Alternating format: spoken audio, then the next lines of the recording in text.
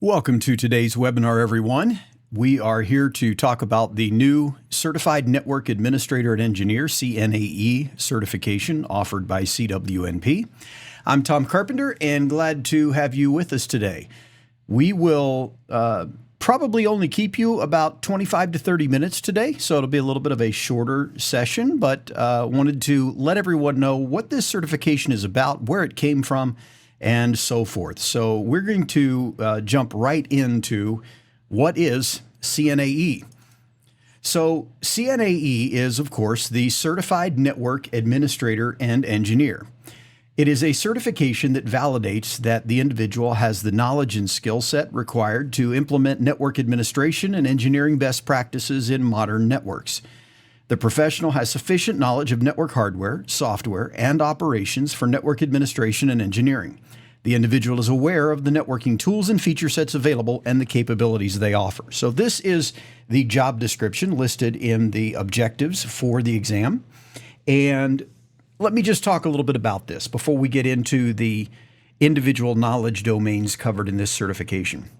So first of all, we wanted to make sure that we were helping people to develop the knowledge and skills to actually implement network administration and engineering best practices, and not just that they know what things are.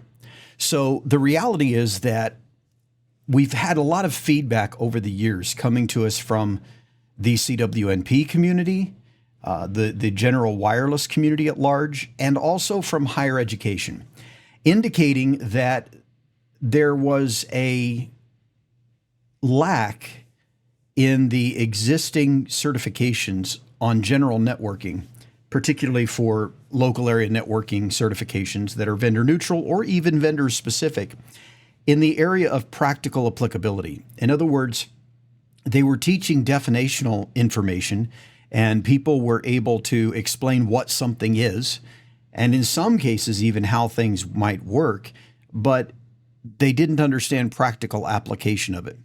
So what we wanted to do was provide a certification that validated that you know both, that you do know the definitional meanings, that you do know the processes used and how things work, but also that you can apply it to a real world scenario. And so the goal was to build on what's already out there and help people in the pursuit of what already exists, while also acquiring an additional credential that shows that they go beyond just that definitional knowledge. And so someone who is prepared for the CNAE exam, for example, would also be able to take the Network Plus certification exam. That is to say that the training materials would prepare you for that as well, but it goes beyond that and it becomes applicable and real world, and we make sure we're focusing on modern networks. What are people using today? Now, to be clear, those who know me know that when I teach something, I tend to teach its history and not just its current state, because I do believe that understanding the history helps us understand the current state. And so as you go through the course, you're going to find that there are indeed historical elements to it, but the ultimate end goal is always to understand how it works today and how we implement and use it. The covered topics include, of course, network hardware and software and operations for both administration and engineering. So this is the key thing. We're not just wanting people to know how to administer the network, but how to engineer a network, how to actually plan the best implementation for different scenarios. So in other words, it's one thing, for example, to know what a VLAN or virtual local area network is. It's another thing to know how to strategically implement and use them in order to provide the features and capabilities that you need out of those VLANs. And I find it interesting that a lot of people don't actually understand how VLANs work. They can define them. They might even be able to execute commands on a switch and configure them, but they don't really understand how they're being used and what benefits they actually even provide. They're kind of going through the motions. And I've found this over the years when just having discussions with people. And so what we want to do is help people go to that next level to really understand it well. So this is not an entry-level certification. I want to be clear about that. This is a professional level certification. If you master the knowledge presented in the 20 plus hours of training in this course, then you will have gained a professional level knowledge of local area networking technology. We do not spend any significant time on WAN technologies. We do not really escape the local area network very much. So our goal is to focus on those because, if we also start to cover WAN and we also start to cover knowledge base X and knowledge base Y, then we need 50 or 60 hours in order to cover everything, right? We want to cover the one thing we cover well, and that's our goal here. So it's divided into several different knowledge domains, and the first one is network design. It is the first knowledge domain if you look at the objectives, which you can see at the CWNP website. Go to certifications on the menu at the top and choose CNAE. The objectives are there. It's the first one listed, but it's really the last one that you know how to do. And what I mean by that is you can't design that which you don't understand. So you have to, first of all, understand how the technologies work, and then you can design it. And that's why, even though it's the first objective, and it's the first objective because it's the first thing you do when implementing a new network, it is the last major topic of the course. Now, it's mentioned throughout the course at different times, but there's an entire chapter at the end that's just focused on network design, because we bring together everything that we've learned up to that point and then spend over an hour in that chapter talking about, all right, now how do we design a network with this knowledge we have? It does make up 25% of the exam because the design questions on the exam are actually serving dual purposes. They are testing your ability to make good design decisions, but they're also testing your understanding of the technology that you're designing. So 25% of the exam, which means you'll have around 10 questions or so on this. And the topics are designing highly available and scalable network architectures. So not just understanding how to configure a switch, how to configure a router, how TCP/IP works, but understanding how do I design and deploy a network that is going to work well using all of these different technologies and the features and capabilities that they provide. And then next, we look at implementing advanced routing and switching solutions based on these designs, designing and integrating cloud and hybrid cloud network environments. So the cloud ends up playing a big role in our modern networks. It ranges from user services that we deploy in the cloud and need to make sure that we have the proper network access for those capabilities, but also management features of the networking infrastructure itself. More and more vendors are providing cloud-based management and monitoring solutions of their technologies. And then also we talk about developing network documentation and diagramming standards for networks. So not just creating documentation, but having standards for it so that there's consistency throughout the organization. The next knowledge domain is network administration, which is 20% of the exam. So here we want to be able to implement and manage network services. So we're talking about things like DNS, DHCP, network time protocol or NTP, and other services as well. Not necessarily going into the full depth of them like SIEM, but we do talk about what they are and the services and features they provide. In a later certification that's coming down the road, probably 6 months or so away from now, it will get more in depth into that kind of service because that certification will be focused on security, the CSAE, the Certified Security Administrator and Engineer. And so we'll cover those in more depth there where they fit better. But they are addressed here so that you at least know what they do and what their capabilities are and where you might want to deploy them. Of course, this also includes firewalling capabilities and other features and capabilities that might be integrated into routers and switches. Then we talk about managing and maintaining the network infrastructure lifecycle and implementing and maintaining secure remote access solutions. So how do you provide people with remote access to your network services and application services? Because more and more people work from home these days. So Are we going to just go with cloud deployed solutions, or are we going to implement our own internal network solutions and provide some kind of remote access? So we address that as well in this section. Then we spend about 20% of the topics on network troubleshooting. The goal is to be able to apply advanced troubleshooting processes for complex network issues. So notice the way this is stated. We're not just dealing with troubleshooting the fact that a client device can't connect to the network. So we're looking at things like, has the NIC failed, or has the Ethernet cable failed, or what is the problem?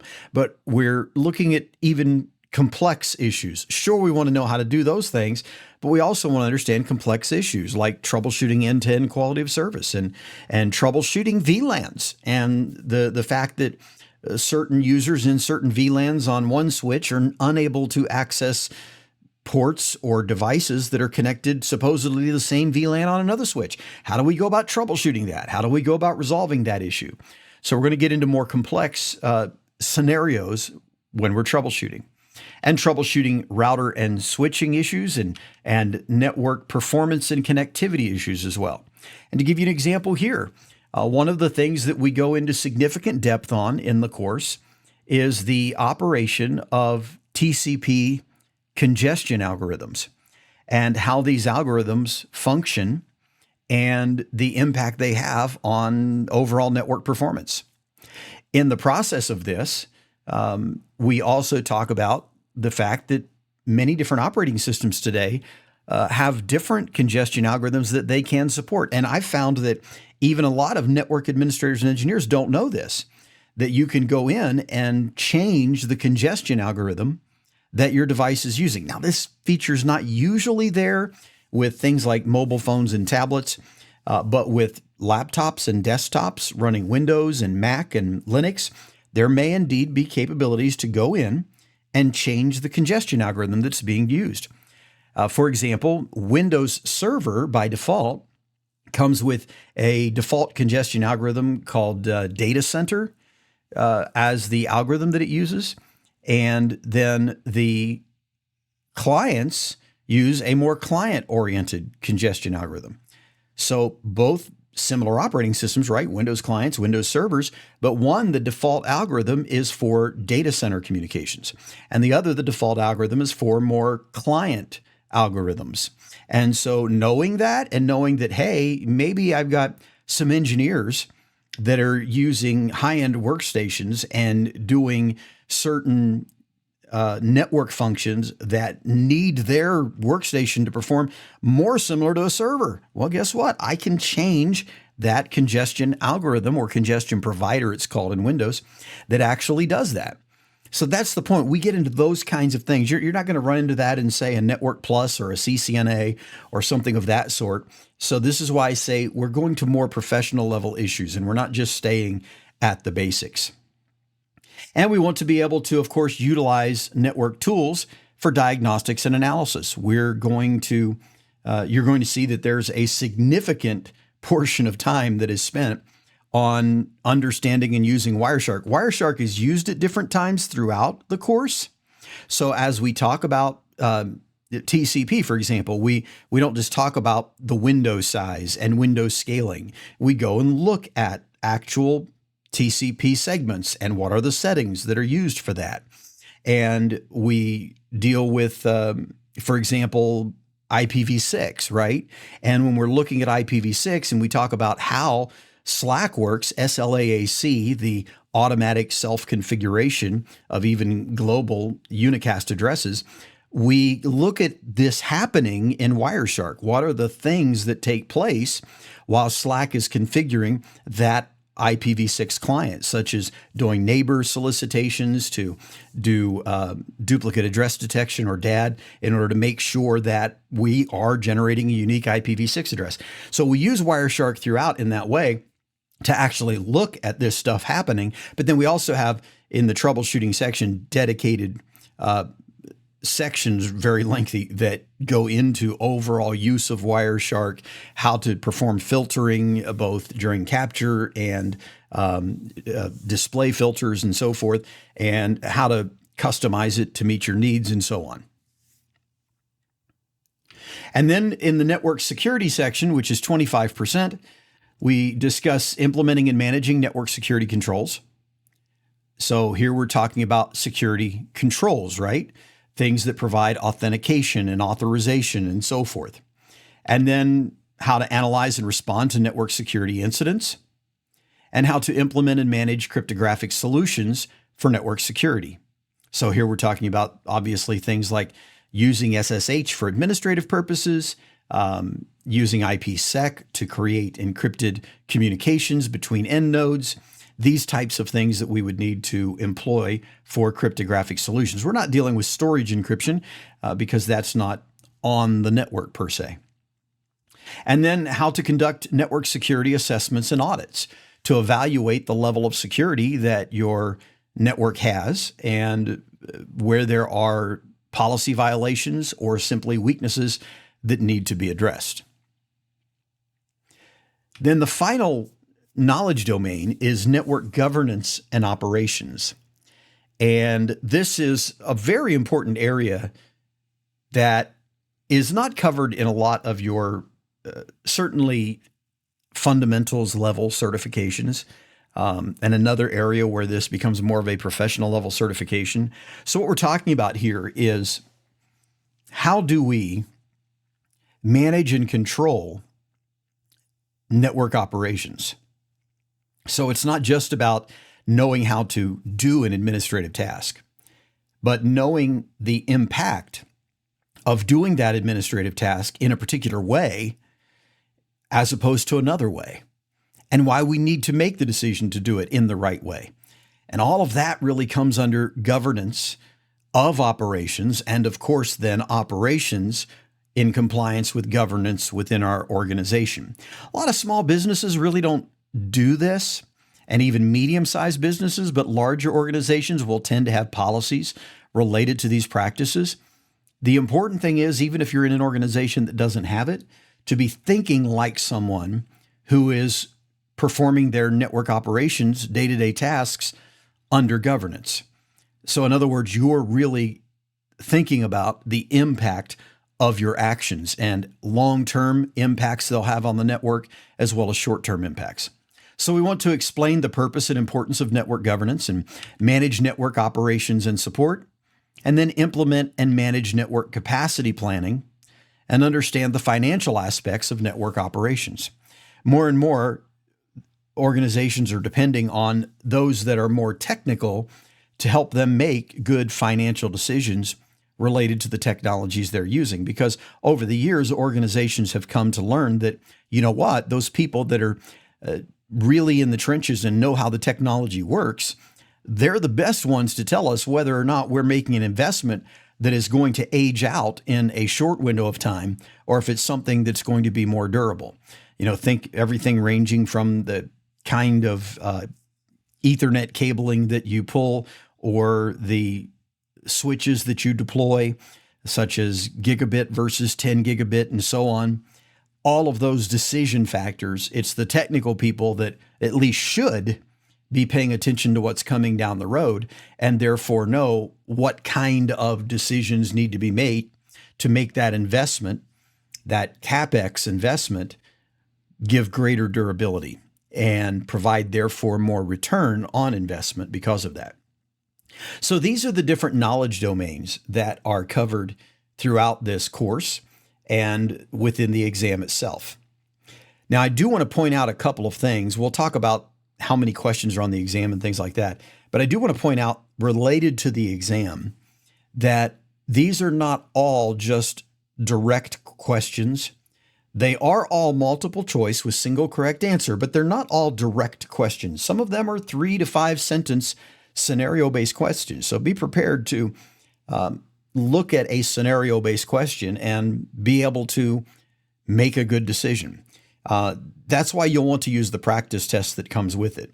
And the only way really to participate in this certification at this time is through the CNAE Complete Bundle, which includes everything that you need. So it's got the e-learning, which is more than 20 hours of video training. I chose to do something a little different with this one. It's delivered in a very conversational style. I chose to teach it like I'm sitting down with you one-on-one and I'm just explaining the technology to you. So there are times in there where I'll make a mistake and I just laugh about it and say, oh, I applied an and filter instead of an or filter in Wireshark. Oops, well, let's fix that. And it's not edited out in that case. It's just in there. Now, that's not to say there aren't some things that are edited out. For example, if my dog comes and gets in the camera shot or something like that, then sure, I'll fix that. But there are a lot of times where I really try my best to treat it like I'm just sitting down mentoring you one-on-one to be able to understand these technologies. And that's why, as I say, it's very conversational in style, the way it goes. Obviously, I'm not having a conversation with you because if you talk back to me, I won't hear you. So don't try it.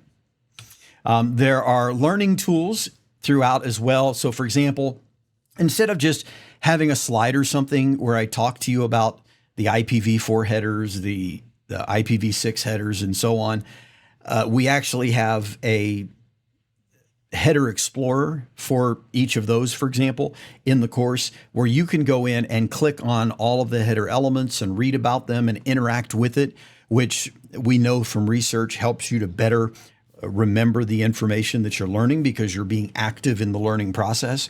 So we have those kind of tools. And then we also do have simulations. So it's one of the things that we're doing as we go forward with all of our e-learning and digital editions of our books and things like that. We're creating simulations to help the learning process.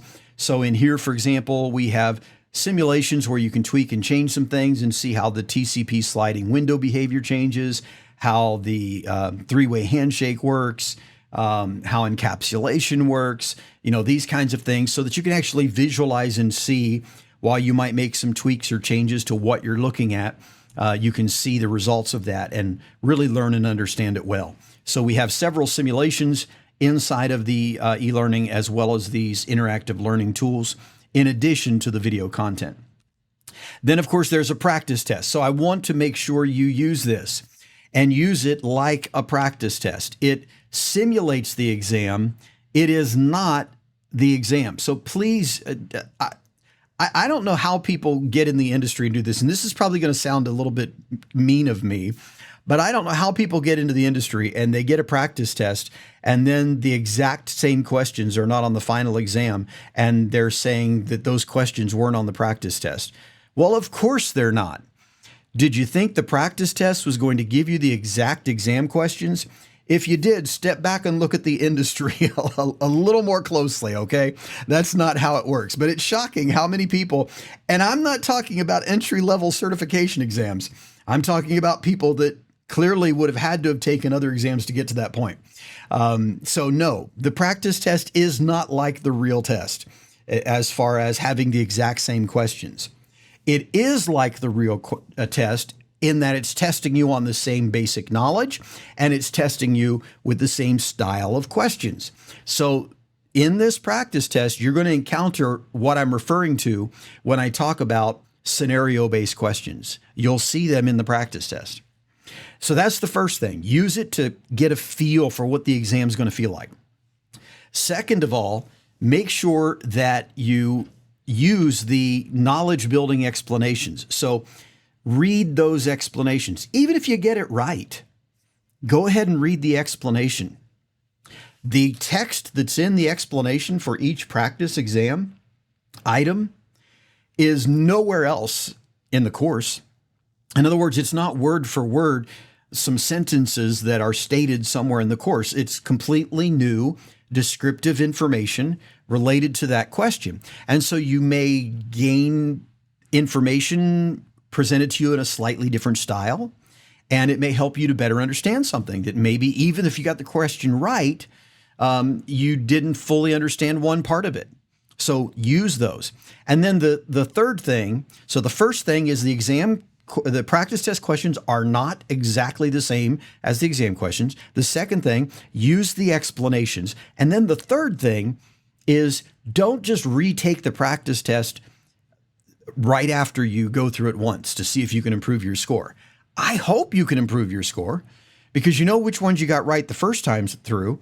So you should remember some of them you got wrong. And now instead of a 25% chance of getting it right by guessing, you have a 33% chance of getting it right by guessing. So yeah, you're going to improve your score, but that's not going to help you be prepared for the exam. So instead, give some time, take the ones that you missed, and all throughout the course, I tell you what RFCs cover the different protocols that we're talking about, or what IEEE standards or other documents. Go and take a look at some of those. Load it into something like Notebook LM, which is free with Google, right? With your Google accounts. So if you have a Google email account, you can use Notebook LM for free. So go in there, upload the RFC, and chat with it about it. Try to figure out what you're getting wrong about that technology. So do something to try to improve before you take that exam again the next time. You can go back and rewatch the sections as well. Some of the videos cover a lot of information, and it might be, an hour or an hour and a half long or something like that. But there's a lot condensed in there. And so you might want to go back and rewatch the section that covers where you missed a question, rather than just immediately taking that exam again. So use it as a learning tool to figure out where you need to improve, and then go back and make those improvements. And then finally, of course, it includes the exam. So the bundle, one thing you get, and what we've done, we have a goal with these. So there's already a CNAE, if you didn't know. That's the certified Python network administrator and engineer. And now the CNAE. Next will be the CSAE, and we probably have a couple more coming after that. So all of these certifications that we're building, they are ancillary to our core certifications, such as the Wi-Fi track and the wireless IoT track. And we're creating them to help fill gaps out there in the industry that people are coming to us about and saying we need to improve in these areas. And what our goal is with this is for the price that other people would charge you just for the certification exam. And you can compare, for example, the cost of a CCNA, the cost of a Network Plus, things like that, to the cost of this. For the cost of everybody else's, just their exam, we want to give you the e-learning, the practice test, the exam, the whole bundle. And so that's what we're trying to do with these.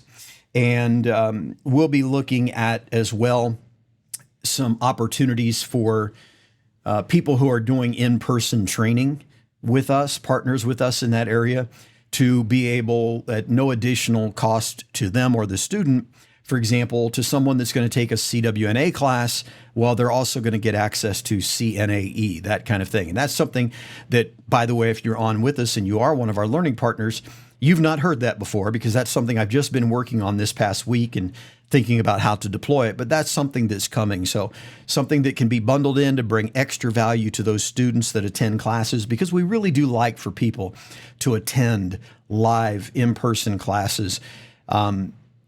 It's one of the reasons I tried to make this conversational. I believe you learn best by a human teaching you. And yes, we can do so much with books, and books are good, but it's best to have a human teaching you. And so I really love to hear that people are attending CWNA classes and CWSP classes and so forth and so on. So anything we can do to help make that better is something that we do want to do. So there'll be an option for someone that says, hey, I want to get CNAE. Well, you can go attend a CWNA class live with someone, and it'll be included right in the cost of that CWNA class. No extra cost for you to attend the class than what just the CWNA class cost before. And what we'll probably end up doing is give the option so you can do CNAE if you want, CSAE once it's available, or CPNAE. In other words, you can pick which one you want as your free add-on to that course. So yeah, that's something we're going to do, because we want to help our partners, but we also want to help our direct consumers get the best that they can get as they're going through with this. And one of the things that we've had a lot of feedback is instructors teaching our CWNA courses often tell us that they have a lot of people that end up showing in the class that don't understand fundamentals of networking. So when they start talking about, for example, assigning an SSID to a VLAN, they don't understand what a VLAN is or how it works. And so they have to step back and explain that. So having something like this helps to take that a little bit further. So there are a lot of avenues we're pursuing with how this is going to bring value to the CWNP community. One quick addition here, the CNAE certification itself, first of all, it is not taken with paper and pencil like this wonderfully AI generated image, but it is a 40 question exam, 100 minutes.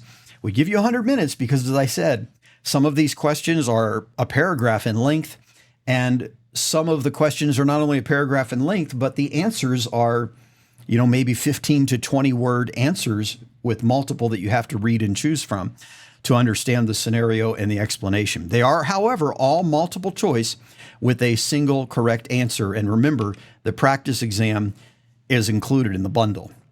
Now, I will open it up in just a moment for questions and address those that may have already come in and any new ones that come in. But first of all, I want to let you know that if you're looking for the opportunity for group or multi-item purchases, so if you're looking to have 10 or 11 people go through CNAE in your organization, then you can contact Melissa at cwnp.com. If you are looking at multi-item purchases, so you're going to purchase maybe CNAE and CPNAE, you want to get them both together, then you can contact Melissa and she can help you get that capability as well. So these are available through Melissa, not through me. If you contact me and say, hey, Tom, can you give me a deal? I want to have a bunch of people go through this. Then the answer is nope, but you can contact Melissa and she'll help you out.